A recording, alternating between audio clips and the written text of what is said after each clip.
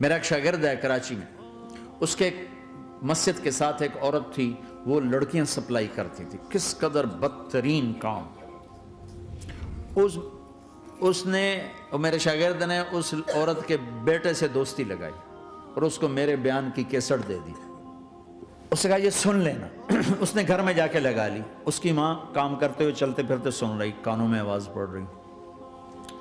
تھوڑی دیر کے بعد وہ آ گئی، کہنے لگی مجھے بھی سنا، تو اس نے سنی، پھر کہنے لگی دوبارہ سنا، پھر دوبارہ سنی، پھر کہنے لگی ایک دفعہ اور سنا، پھر ایک دفعہ اور سنی۔ کہنے لگے یہ کون ہے؟ کہ پتہ نہیں کون ہے۔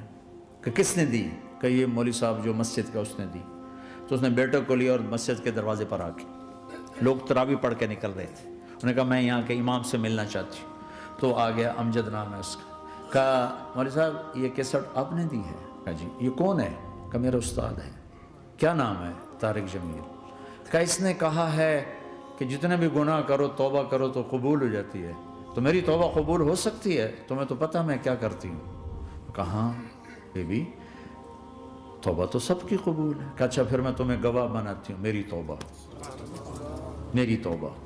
اور اگلے دن مسجد میں آنا شروع کر دی تراویح میں، اور دعا کرے یا اللہ اگر میری توبہ قبول ہے تو مجھے اٹھا لے، اگر میری توبہ قبول ہے تو مجھے اٹھا لے، اگر میری توبہ قبول ہے تو زور زور سے دعا کرتی۔ عورتوں کے اس میں جس طرح عورتیں نماز پڑھتی تھی،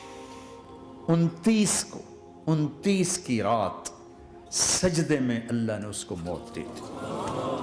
ساری زندگی لڑکیاں سپلائی کی اور موت آئی رابعہ بصری جیسی۔ توبہ ایسی چیز، اے اللہ میری توبہ قبول ہے تو مجھے اٹھا لے۔ 29 کی رات سجدے میں اللہ نے اس کی روح کو قبض کیا۔ تو میرے بھائیو بہنوں، جتنا مجمع آپ موجود ہو، جتنا اس کے ذریعے سے سن رہا ہے، آج توبہ کر لو۔ پتہ نہیں نہ جانے بلا لے پیا کس گھڑی، پتہ نہیں رب کا بلاوا کب آ جائے، تو ہم توبہ کر لیں اور اپنے مالک کو راضی کر لیں۔ تو نیت کرتے ہو میرے ساتھ؟ سارے کرتے ہو نا؟ تو کہو یا اللہ میری توبہ، پھر کہو یا اللہ میری توبہ، پھر کہو یا اللہ میری توبہ۔ اللہ کی قسم اگر دل سے کہا ہے سب معاف ہوگی۔